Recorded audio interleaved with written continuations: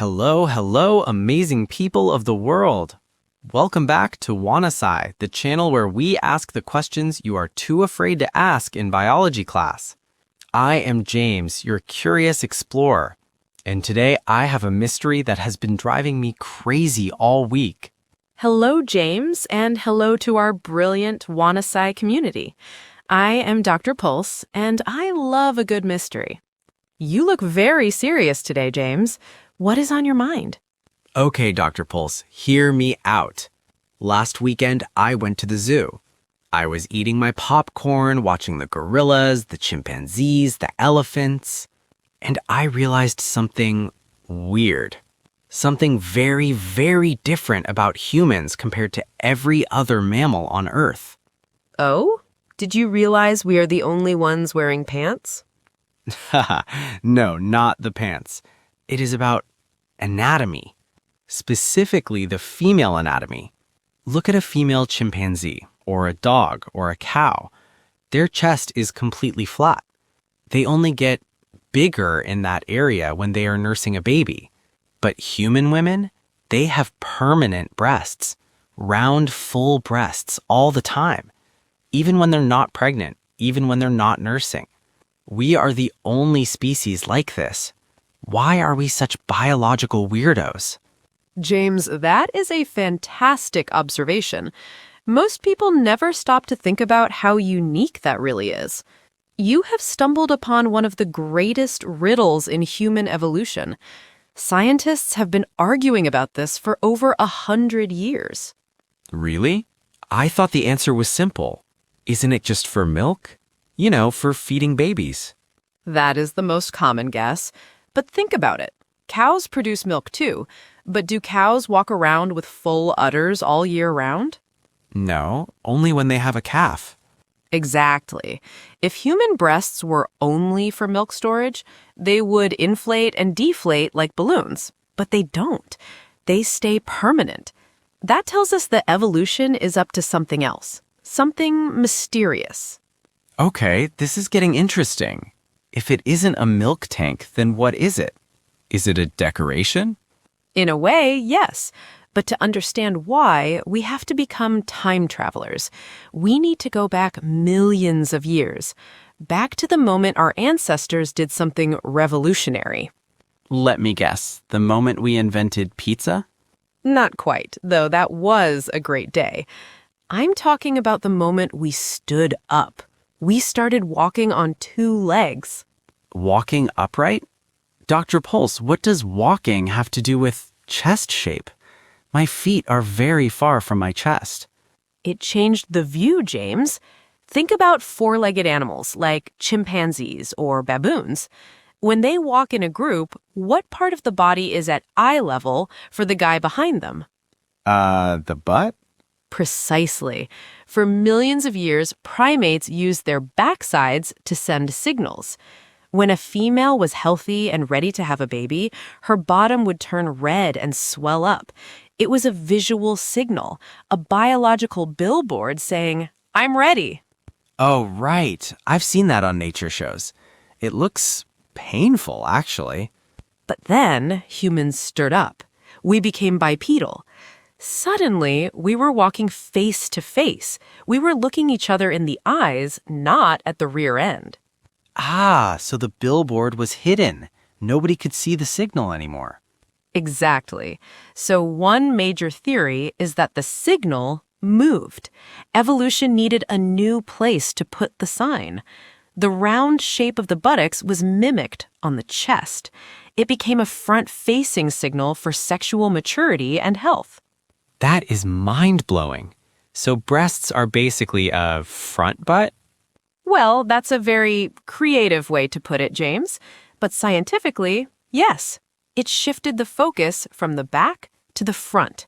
It encouraged face-to-face interaction and bonding. Okay, that makes sense for attraction. But Dr. Pulse, nature usually doesn't do things for just one reason. Is there a survival reason too?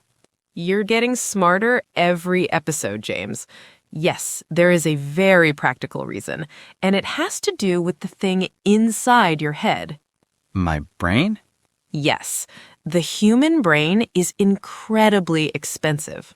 Expensive? Like a luxury car? Expensive in terms of energy. Your brain burns about 20% of all the calories you eat. That's huge compared to other animals. So my brain is a gas guzzler. Exactly. Now imagine a mother. She is pregnant with a baby that has a big brain. Then she has to nurse that baby for years. That requires a massive amount of extra energy. I see where this is going. She needs a fuel tank. Correct. And here is a shocking fact for our viewers. Human breasts are not mostly milk glands. They are mostly fat, about 80% fat tissue. Whoa, 80%?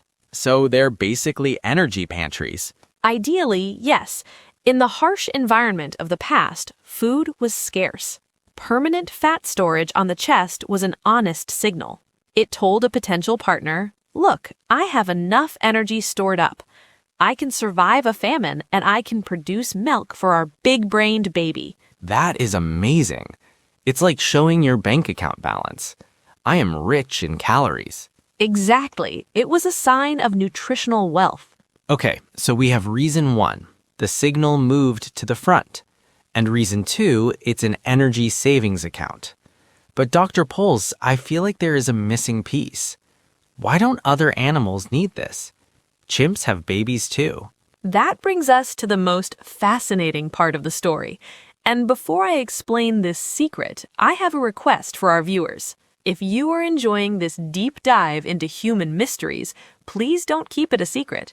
Hit that subscribe button and join the Wanna Sci family. Help us grow our brain power together. Yes. Don't be like a shy evolution mystery. Smash that like button. Okay, Dr. Pulse, what is the secret you mentioned? It is called hidden ovulation. Hidden ovulation? That sounds mysterious, like a spy movie. It is a unique human strategy. Remember the baboon with the red bottom? That signal says, I can make a baby right now. It is like a neon sign. All the males know exactly when she's fertile. Okay, so they know the schedule. Right, but humans, we hid the schedule. A human woman does not show any physical sign when she's ovulating. Even she might not know the exact day. A man cannot look at a woman and know if she can conceive a baby today. Wait, why would we hide that? Wouldn't it be easier to advertise it? Think about the consequences, James. If a male chimp knows a female is fertile, he fights for her, mates, and then he leaves. He doesn't need to stay. But human babies are different. Human babies are helpless. Oh, that is true. A baby horse can run in 2 hours. A human baby can't even hold its own head up. Exactly. Because our brains are so big, we have to be born early or our heads wouldn't fit out. So human babies are useless for years. A mother cannot raise one alone in the wild. She needs a partner who stays. I think I get it. If the male doesn't know she is fertile, he has to stick around all the time just in case. Bingo. We call this the pair bonding theory. Hidden ovulation forces the male to stick around, bring food, and protect the family. He can't just stop by for the weekend. That is brilliant. It's a trap. A family-building trap. And that's where permanent breasts come in. Since the temporary red bottom signal was gone and the hidden ovulation signal was hidden, humans needed a permanent signal that said, I am a healthy adult female. Not, I'm ready right this second, but I'm a good long-term partner. Wow, everything is connected. Because we walk upright and because our brains are huge and because our babies are helpless, we developed this completely unique body shape. Correct. It's not just one reason. It's a perfect storm of evolution. 4 different puzzles coming together to create the human form. I am never going to look at people the same way again. We are walking history books. We certainly are. Every part of your body has a story to tell about how our ancestors survived. This was amazing, Dr. Pulse. I feel like my brain just grew 20% larger. Wanna Sci family, what do you think? Did you know that fat was actually a survival savings account? Or that walking upright changed our entire shape? Let us know in the comments below. What other weird human body parts do you want us to explain? Why do we have chin hair? Why do we have belly buttons? Tell us what you're curious about. I love reading your comments. You guys have the best questions. And remember, in science, there's no such thing as a silly question. Exactly. Thank you so much for watching Wanna Sci. If you learned something new, share this video with a friend who loves weird facts. See you in the next episode. Goodbye, everyone. Keep looking at the world with curious eyes.